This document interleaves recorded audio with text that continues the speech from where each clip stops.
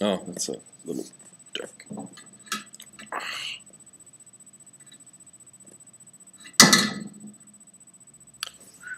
Okay, let's get this started before. Yeah, I'm outside my room because my roommate is sleeping. So, yeah. Let's quickly get this done. Okay, Aaron. So, today it was incredible. I mean, I guess you're probably expecting that. But, okay, where do I even start? All right, so we went to 2 projects today, and at the projects, I don't even know how to explain it. Okay, basically imagine going to this place where there's all these kids and they're sponsored, and you think of them as being in the depths of poverty. And we go through and we take a tour through the classroom and get to see some of these kids, and they got these huge smile on their faces, and they're so excited to be there. We hand them out. We were putting stickers on some and tattoos on the others, and they're just so full of love. And to have them sit next to you and have them smile. And I was taking pictures of everyone. I got some great pictures today. I'm gonna put them up. Get some time. We're just so busy, but amazing stuff. And the beauty of these kids, it's just incredible. Anyways, moving on. So you go through the classrooms, you get through the tour, you get to see what this project is doing. It's great. And then we go down and they do this presentation for us. And they do this huge presentation. They have dance, they have art, they do song, and even in the midst of these like terrible sound equipments that would be by our standards, the heart that comes through is amazing.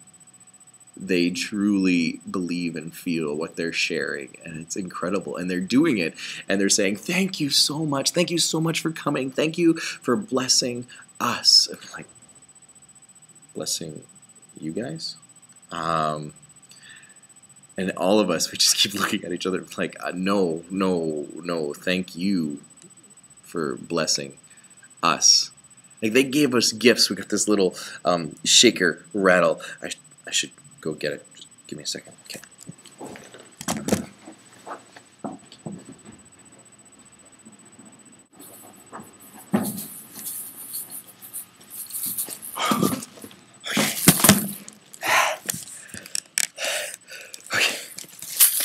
Here's what we got. Little rattle. Kind of cool. Yeah. We got this. Catch my breath. Amazing. Like, for them to just... I can't even describe it with words. They hand this to us and you're like, what? And you can't help but feel blessed by being in their presence, because you see utter hopelessness. And you come out of that with, these guys have way more hope than I do. My small group tonight, they asked me, because I called home, and they said, "Hey, how's your prayer life being?" And I'm like, inadequate. When I see these kids seemingly pray like God is right there, I can't even explain. I'm like, I don't pray like that. God is not that real to me. I feel so inadequate, and in the same breath, I feel so honored to be in the presence of that. I don't even know how to describe it. It is incredible. The story today was we went to this woman. We went to her home, and we delivered groceries. And she told us a story of how, just like everything in Dominican, her husband left.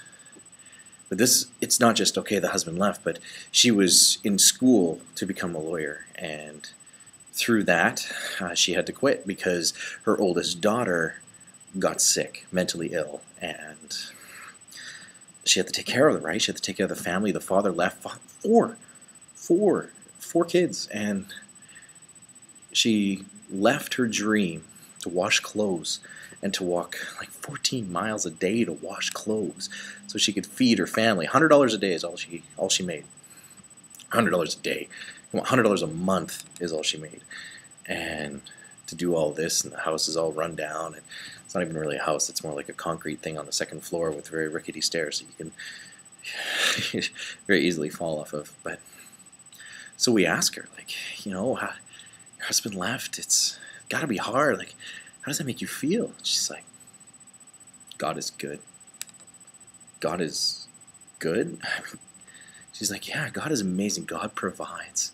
God is here with us every day. It's like, well, if your husband came back, what would you accept him back? And she's like, God is so amazing. God is all I need.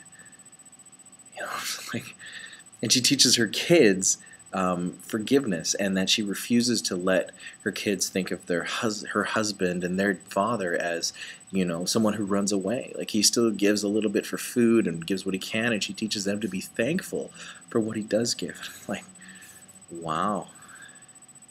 Thinking back to our culture, and I'm like, wow, we're so filled with blame and, spite, all these terrible, nasty things. And in the midst of this utter despair, she has a hope, and she refuses to give in to blame and to spite and to hatred, and just chooses to love and focus on God. And I'm like, ask me how my prayer life is.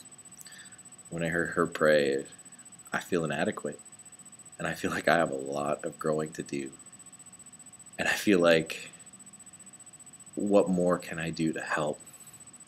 Maybe that's the next step, right? What can we do with compassion to help? Because this is what compassion is going into. And I'm not trying to play a guilt card, or I'm not trying to say, hey, these people, like, compassion gives these people hope. And being part of here, like, I get to hear these stories, but the people who are sponsors, when they write, like, it's more than just giving your money. You need to really just write and communicate, because you see these kids, and that's huge to them, and you could be a part of that. You could have a huge part and role of that. Like, we were in the classroom the other day, and we asked them, how many of you kids are sponsored? And everybody puts up their hand. Yeah, all of them are sponsored. How many of you know where your sponsors live? 2 or 3 put up. 2 or 3 put up their hand. How many of you wish your sponsors would write more? All of them. Everyone. It's a responsibility, but it's an honor, and it's a joy that you can be part of such change, and you get to experience it. Don't let that opportunity go by. That's my story for today. Deep, meaningful, I know. A little side note of humor. We went out for dinner, and the lady from Ottawa who's joined us on her trip, yeah, she ordered fish. And you don't just get a fillet like we would normally get in North America. You get a fish, like head, tail, the whole fish. And yeah, that kind of startled her, and she didn't need it. I felt kind of bad. But, all right, buenas noches. I've learned some more Spanish. Take care. I will talk to you tomorrow, and I'm going to have some more stories. Baseball on Saturday. Yeah, let's hope for the best.